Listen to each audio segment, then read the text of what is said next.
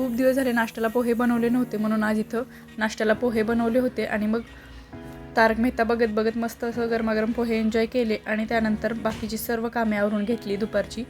आणि त्यानंतर मग मला सुजी केकची ऑर्डर होती हाफ KGची, तर तो केकही तयार करून घेतला. हा केक एकदम हेल्दी आणि खूप मस्त लागतो टेस्टलाही, कारण यात थोडाही मैदा यूज केला जात नाही.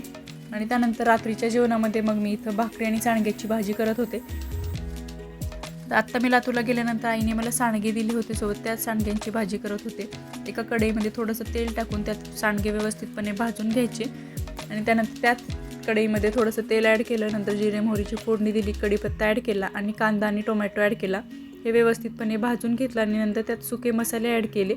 सुके मसाले ॲड केल्यानंतर व्यवस्थितपणे मिक्स करून नंतर त्यामध्ये भाजलेले सांडगे ॲड केले आणि मी दुसऱ्या साईडला गरम पाणी करायला ठेवलं होतं, तर ते गरम पाणी पण ॲड केलं आणि एक 5 मिनटं झाकून ठेवून मग परत त्यामध्ये मसुरीची डाळ ॲड केली, कारण की मसुरीची डाळ लवकर शिजते त्यामुळे थोडीशी लेट ॲड केली आहे. आणि त्यानंतर झाकून ठेवलं होतं आणि व्यवस्थितपणे शिजू द्यायचं हे. आणि त्यानंतर शिजल्यानंतर वरून कोथिंबीर ॲड केली आहे. तर ही भाजी तुम्ही कधी ट्राय केली आहे का, मला नक्की कमेंटमध्ये सांगा. खूप छान लागते, टेस्टी. आणि त्यासोबतच मग इथं भाकरी पण बनवून घेतल्या होत्या.